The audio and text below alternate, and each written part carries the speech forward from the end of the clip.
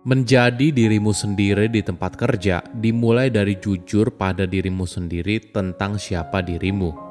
Halo semuanya, nama saya Michael. Selamat datang di channel saya, Sikutu Buku. Kali ini saya akan bahas apakah kita bisa menjadi diri kita sendiri di dunia kerja. Tentunya kita sadar banyak manfaat dari menjadi diri sendiri. Misalnya kepuasan hidup yang lebih baik, peningkatan kesehatan pribadi, dan motivasi yang lebih tinggi. Pada akhirnya mempengaruhi kinerja dan produktivitasmu di tempat kerja. Namun, ketika kamu masih jadi karyawan baru, tentunya kamu harus lebih hati-hati. Di satu sisi, kamu ingin mengekspresikan siapa dirimu, tapi di sisi lain, kamu belum memahami bagaimana budaya kerja di perusahaan tersebut. Jangan sampai satu langkah yang salah malah berdampak buruk pada karirmu di sana.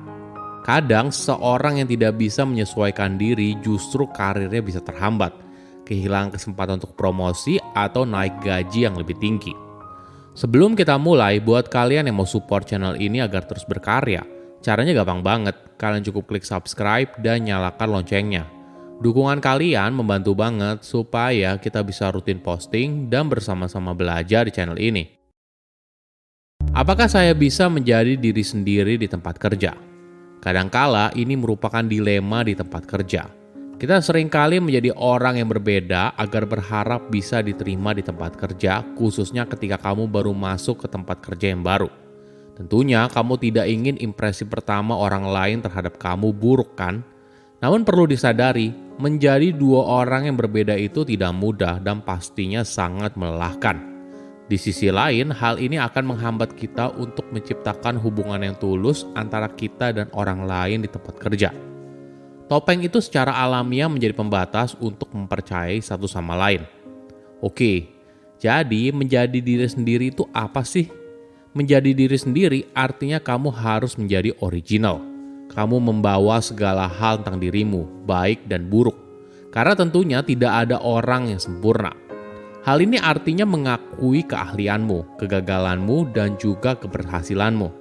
Namun perlu dipahami, menjadi diri sendiri bukan artinya atasan dan rekan kerja mengetahui segalanya tentang kamu. Tidak, bukan begitu.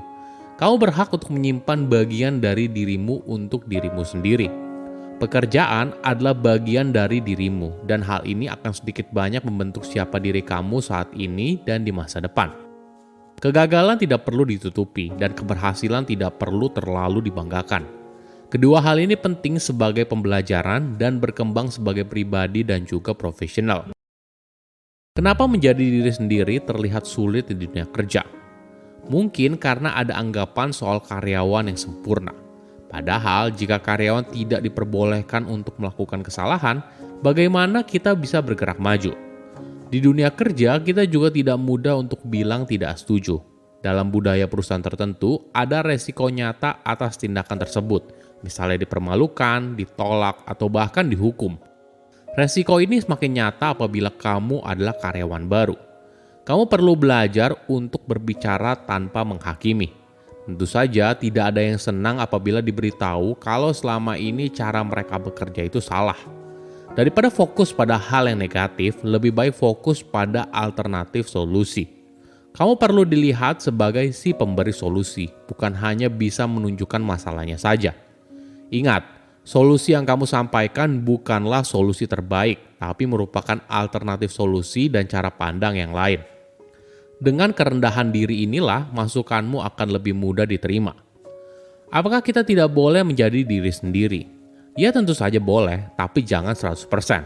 Contohnya gini, bayangkan seorang karyawan yang seringkali memaki anak buahnya di depan umum. Tentunya hal ini tidak baik kan? Karyawan didorong untuk menyampaikan apa yang dirasakan. Tapi kalau caranya seperti ini, tentu saja hal ini juga tidak baik. Sebagai karyawan, kamu diharapkan untuk mengikuti aturan dan budaya kerja perusahaan. Kamu tidak bisa semaunya. Ada perilaku tertentu yang diharapkan. Mungkin saja hal itu artinya kamu harus mengurangi bagian dirimu. Misalnya di pekerjaan sekarang, rambut kamu tidak boleh dicat, tidak boleh bertato, atau memakai piercing berlebih. Menjadi diri sendiri bukan berarti kita bebas melakukan apa saja. Penting untuk tetap menjaga profesionalitas dan sopan santun di dunia kerja. Tapi ketika kamu bertanya-tanya bagaimana kamu bisa menyesuaikan diri agar tidak dikucilkan, mungkin ada masalah di sana. Cobalah cari keseimbangan antara menjadi diri sendiri dan menjawab kebutuhan karir untuk menciptakan situasi yang win-win bagi setiap orang. Bagaimana caranya agar kamu bisa lebih nyaman menjadi dirimu sendiri ketika di tempat kerja? Pertama, yakinkan dirimu kalau kamu layak untuk berada di sana.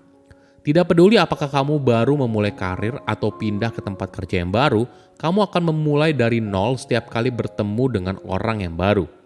Bahkan apabila kamu adalah karyawan lama tapi atasan kamu baru, maka sama saja, kamu juga memulainya dari nol.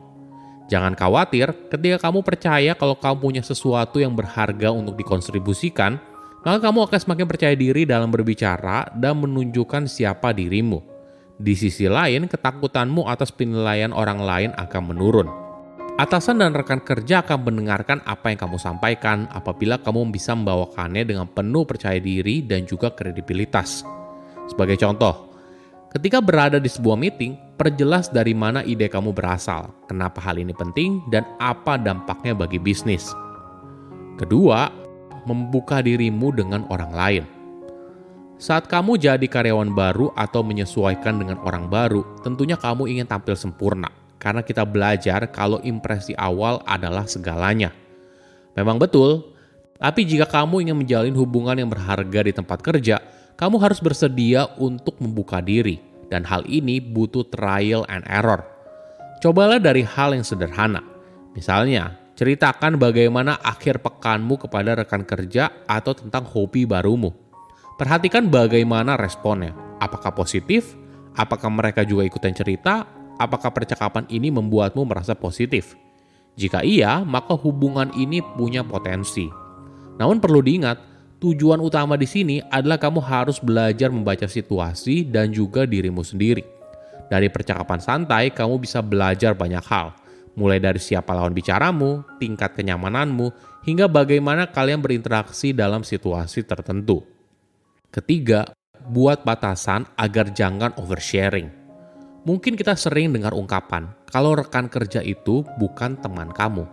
Ya ada benarnya juga, kita harus belajar untuk memilah-milih informasi apa yang ingin kamu bagikan. Tentu saja kamu bisa menjadi dirimu sendiri tanpa harus mengungkapkan semua yang kamu rasakan kepada rekan kerja.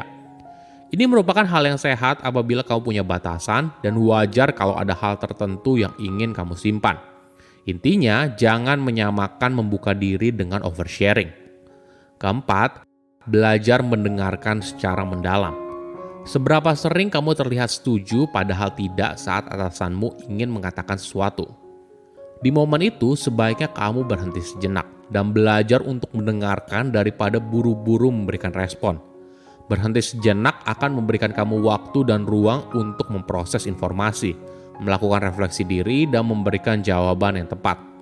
Tidak peduli apakah kamu setuju atau tidak atas apa yang dikatakan, kamu memberikan gestur kalau apa yang mereka sampaikan itu penting dan kamu memberikan perhatianmu seutuhnya. Silahkan komen di kolom komentar pelajaran apa yang kalian dapat ketika tahu informasi ini. Selain itu, komen juga mau tahu informasi apa lagi yang saya review di video berikutnya. Saya undur diri, jangan lupa subscribe channel YouTube Sikutu Buku. Bye-bye.